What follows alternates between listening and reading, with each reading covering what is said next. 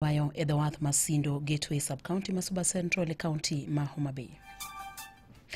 Doma malo ma Kisumu ng'adoni obiro chiwo lai mar winjo buch nek mar Baby Samantha Pendo chieng' tarik 26 mar dwe mar achiel higa manyien.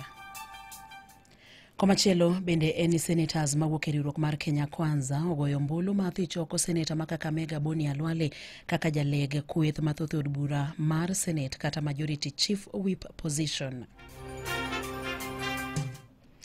Machiegni jalupo moro ma jahigni 49 ne onimo e nam Lolwe kinde ma bende notemo reso yie mare mane apaka ywayo Edhawath Masindo Gateway Sub-County Masuba Central County ma Homa Bay. Wachore ni George Odhiambo ne ochungo yie mare Edhawadhno, kata kamano apaka mapek ne ochodo tol ma bende ne ochungo godo yieno Edhawadhno.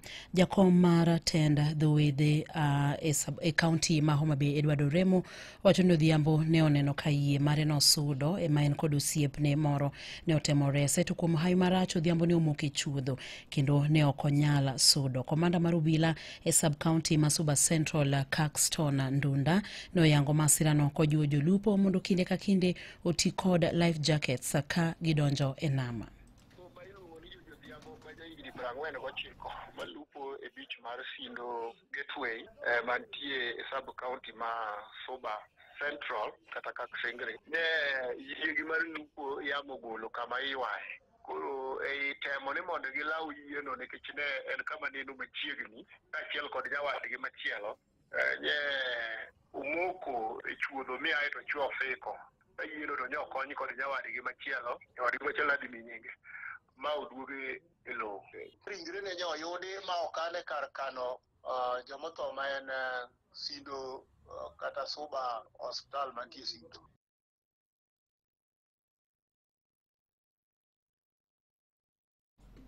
Wadhi kaunti ma Kisumu kama wedo ni do mamalo ma Kisumu ng'adoni obiro chiwo lai mar winjo buch neka mar Baby Samantha Pendo chieng' tarik 26 mar dwe mar achiel higa manyien. Jang'ad buche Justice Joe Omido ong'adoni dono biro golo ng'eto mare, kata kamano tok yango ka chije ma bende tudo gi nek mar Baby Pendo osemi oboka duto mowinjore mag burano mago moting'o neno mag ji 33 ma be APC mar jamin buche biro tiyo godo yalo burano. Bende jang'ad bura Omido ne onyiso okinde mag riwruoge ma biro chung'ne familia kod jogo mane oroch ratich gi burano mondo ket andika margi kamoro achiel eneno ni burano ok odigni seche ma bende biro chake. Bura mar nek mar Baby Samantha Pendo nochakore tok yiero maduong' mar higa mar 2017 kama ne magina omake Baby Pendo ma bende mane en jadweche 6 e kinde no kaluwore gi rakruok mar obila gi jopiny kadak manyalenda e boma ma Kisumu. Obila ma bende nodonjnegi oting'o John Chengo, Lina Kosgei, Cyprian Wankio kod James Rono duto masani yalo burano oko kod rambuna mar shillings million 1 ng'ato ka ng'ato.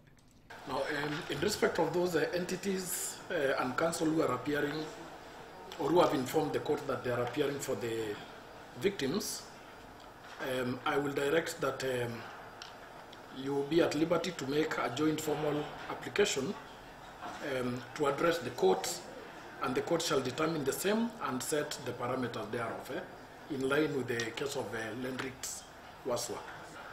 26th January, I think we can take that.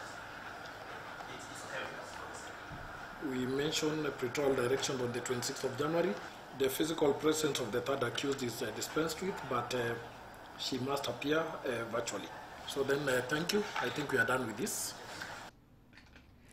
Komachielo eni senators mawuok e riwruok mar Kenya Kwanza ogoyo ombulu ma thichoke apise thichoko senator ma Kakamega Boni Alwale kaka jaleg kweth mathoth e od bura mano kanyo ma bende dendo ni Majority Chief Whip. Senator Masamburu Lelegwe Tumbesi ma bende kuro brobedo jalno ma bende brobedo jaleg kweth mathoth e od bura kata Majority Chief Whip ka bende luwe kanyo kod senator ma Bungoma Wafula Wakoli.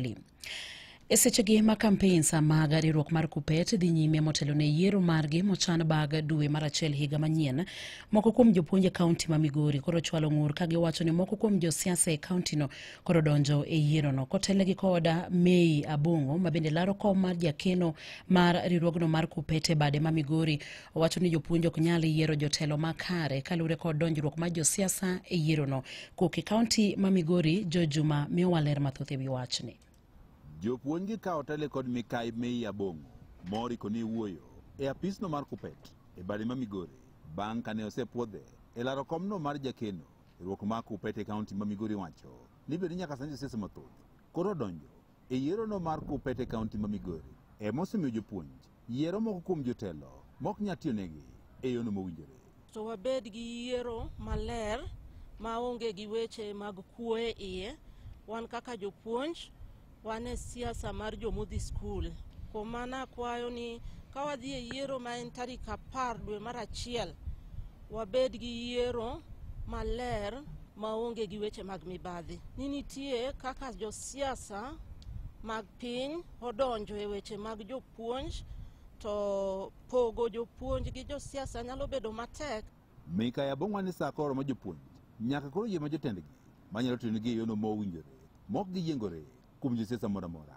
Wan gi tim mopogore opogore, to an nyachung' kenda wach ma jopuonj osiko kawacho ni kata obedo ni in kendi miluongo ni independent, to in candidate mar jopuonj. Gimomiyo na yiero mano ni weche mag pogruok e tim gi gikelo jopuonj, gipogo jopuonj. Wan joge ng'ane, jogi bende joge ng'ane. To kochopo kar Mei Abong'o ka, to giwacho ni mae kama riwowa. Owani moko kuom josiasa osebiro ka koro tiyo kod yiero mar KUPPET mondo koro konygi e yoregi mag siasa e kinde mabiro. Mana ni debed gima ber ka josiasa ne donjo mondo gimed riwowa kendo giketwa wati kanyakla. To ka josiasa donjo weche mag KUPPET aeto weche gi lokore kendo pogo jopuonj, to koro ok nen maber ahinya.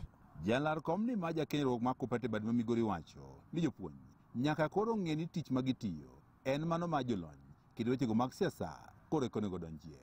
Ne omeni jopuonj nitie kod midhieche mathoth ma bende koro inyalo mana tieki poni jotelogo mochung' motegno e kedo ne ratiro maggi.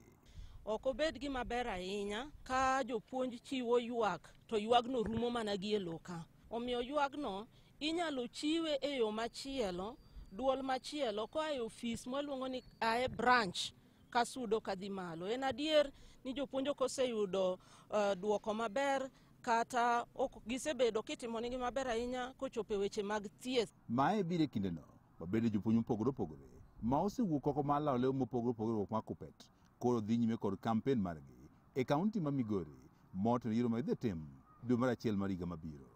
Ne nyakalondo mar Moi kuok e kaunti ma Migori, an Jojuma. Paro mopogore medo nyiedhore kaluwore gi okang' ma bende gavana ma Homabay Gladys Wanga ne okawo mar golo jalupne Joseph Oyugi Magwanga kaka jatend migawo mar pur kod pith. Moko kuom jodak e gwenge mag Mombasa osiro okang' ma kamano ka giwacho ni ratiro mare timo lokruok ne jotelo e kauntino, ka moko to seyo okang' ma kamano ma bende giwacho ni kide kelo pogruok kendo thiro chenro mag dongruok e kaunti ma Homabay. George Aoko nigi ler mathoth ka oke kaunti ma Mombasa. Okwamor lweny makoro gore i Homabay County mar Oyugi Magwanga to kod Gladys Wanga. Gladys Wanga nyawang'aya.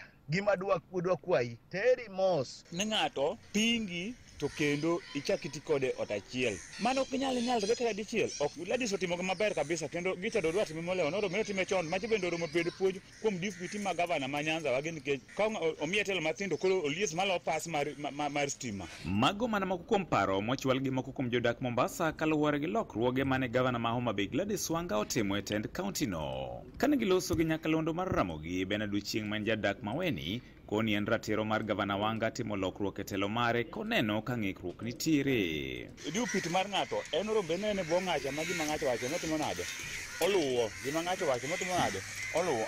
Yudiang ok nyal bet maduong' malo tung dhiang' nyaka neno ok nyal bet ok nyal wuok ni jaluk ng'ato idwa wuok tung mosuo kiyawo skundi to ndiko japuonj moro ma puonjo skundi kanyo to en ka jonyuol biro to en e skundi ka to jonyuol mabiro ginyisi na skul kuma puonje dok ber ahinya magi kidwa tero gi skul machielo chako chama bet ber biwinjo wachno ditime nade. Kako machielo to jata tije riwruok makedo na tich oganda mar Center for Litigation Trust Julius Ogogo to koni okang' ma kamano chalne ne okawo kaluwore gi pogruok mag siasa. Nyawang'eya gimor po bed nong'e no nitie jok manosebedo deputy party leaders mag ODM oken kende kata San Jogri ne en tok din wang' nati ni koyombi kata ka ng'ato wuok ni dhi campaign ne ng'ano no kunyal bedo kod yufi gima kendo dwa penj Nyawang'aya kakoro chopo nati ni ichako dil gi ji kama i ODM waka to kakoro chopo kama koro Mheshimiwa William Ruto owacho ni koro tero Nyanza mwadwaro deputy president tibro nyono wa marom nadi kakoro chopo na sani en na by election mana matin manyotimre kasebol ema koro chopo kama koro igole kata mna deputy mari ni koro kunyal remodrepi. Hezbon Osumboyo en Homa Bay modak Mombasa. Wan wakwayo gavana notine jopiny owere gi siasa mang'eny mag ODM. Ana wuoyo kaka ng'ama ni kod CIDP plan mar Central Ward 2022-2027. Sani wan gi 4 years nyaka ne yiere kendo osetimo budget 4 to nyaka sani out of the 48 billion Central karachuonyo gimosetimie gi those billions onge. Nitiere oriango onego beno oriang bedo gi modern market kiane dhi time financial year mane king'iyo eye centers manonego bene gero kiamoseger gi mapoko ger kata mana Kibugu kama winyo no dhi goyo rambe kata eye center ne mapoko ger kata poko chak kata foundation 4 years down the line. Omiyo wakwayo Madam Governor with due respect notine jopiny weche mag ywaruok kod deputy mare ka ok odware gibiro were 2027 to sani to we yware kod deputy machane democratic right mare mar support ng'ama en bende noneno ni ber. Magi ne giwacho ka John Mbadi mawuok Changamwe to koni jotelo ariyogo onego ket thenge pogruok makidek bedo e kindgi mondo mi gitine jopiny nyaka thuolo margi mar telo rum. Gavana dog chien otiya kod jalupne Oyugi Magwanga korito 2027 gitiek tam margi koro mo 2027 onyalo yiero deputy governor machielo to kiko keti tension mani koro jalupne ogwe tao gik machalo kamagi. Bang'e tibiro yudo ka oganda makwar matindo mane piny ema ok yud dongruok monego giyudi. Seche makamagi en seche mag maendeleo, en seche mag dongruok. Siasa mar yiero madundo makasepol ni oserumo. Ne Radio Ramogi e kaunti ma Mombasa, an George Aoko.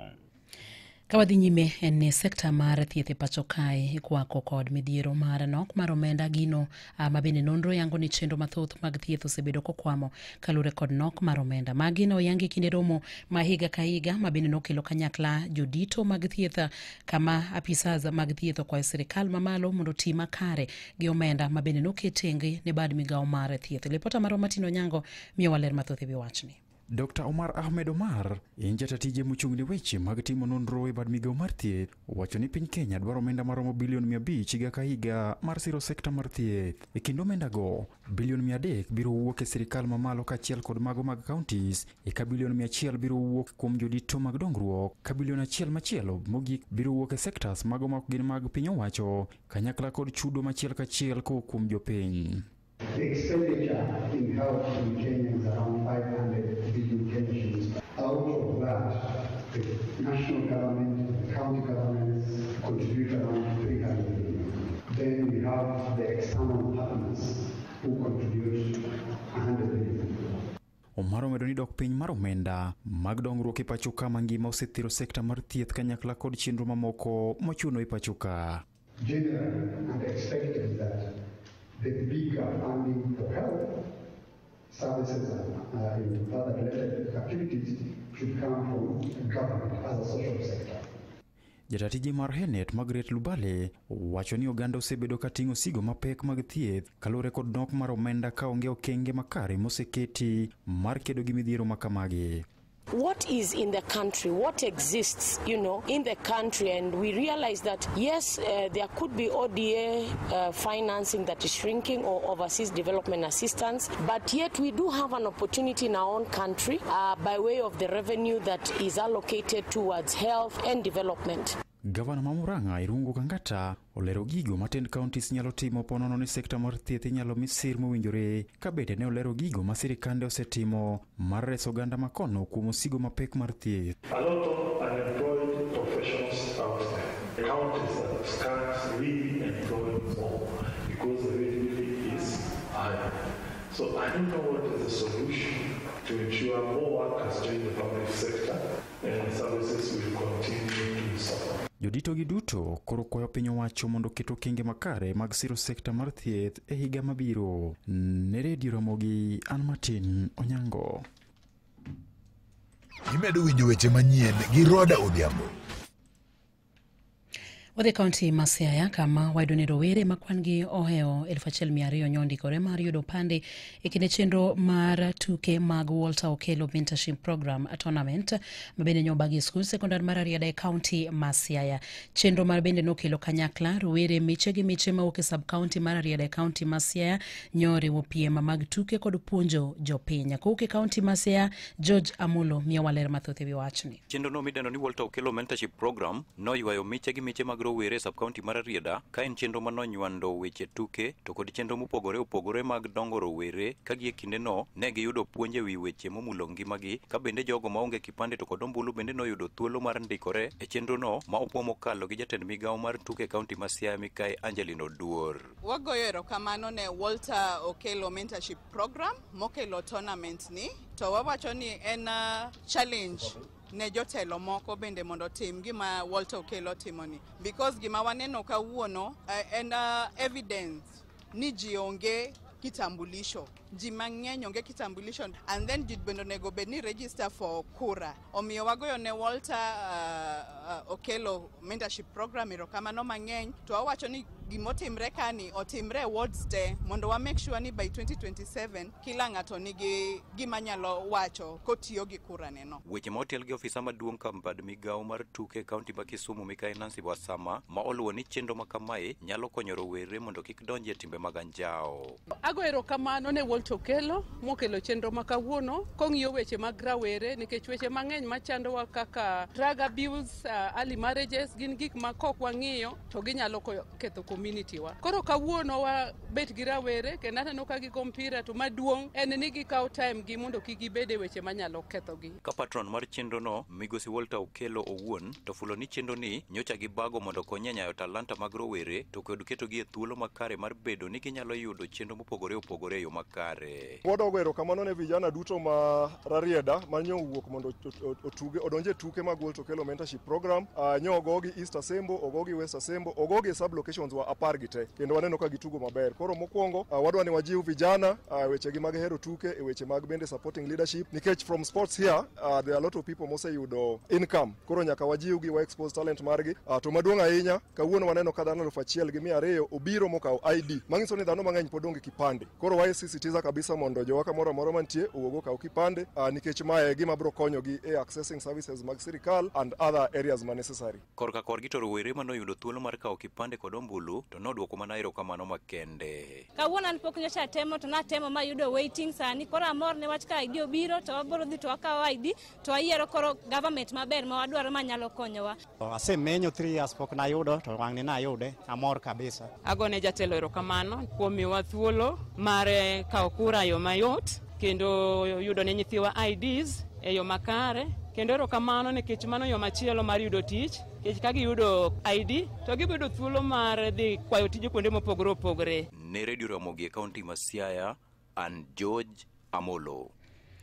Gilipot mar George Amolo ne wabendo kelo wae giko mag weche manyien e yorno mar adimba gi lak seche gito mag thond weche mabende ne waikoni. Jalupo moro ma jegni 49 ne onimo e nam Lolwe kinde mabende notemo reso yie mare mane apaka ywa e dho wath Masindo Gateway sub-county ma Suba Central. Doho mamalo ma Kisumu ng'ado ni obiro chiwo lai mar winjo buch nek mar Baby Pendo chieng' tarik 26 dwe mar achiel higa manyien. Senators mawuok e riwruok mar Kenya Kwanza ogoyo ombulu mathich oko seneta ma Kakamega Boni Alwale kaka jaleg kweth mathoth e od bura kata Majority Chief Whip. Watudre koromo kanyo saa 8:09 ne weche manyine yo machok to koromo kanyo saa 10 ne mago matuch e kor gwenge.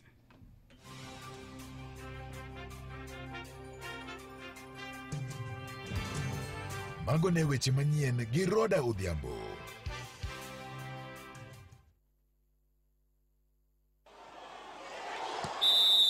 Weche tuke e Radio Ramogi.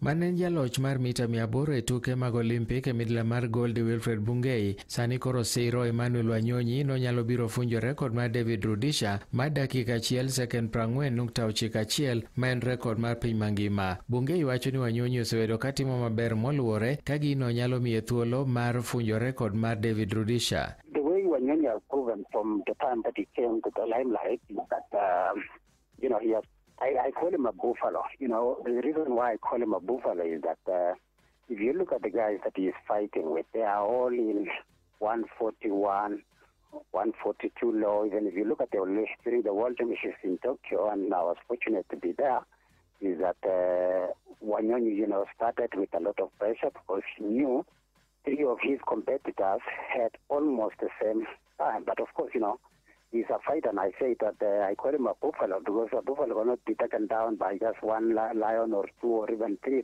Bang' timo maber mokalo higa mar 2025 ni Emmanuel Wanyonyi nyoyangi kaka jatugo kata jang'wech madichuo maberie moloyo e piny mangima e nyasi manyotimore Monaco, kama bende nyoloyo Noah Lyles mawuok e piny mar Amerika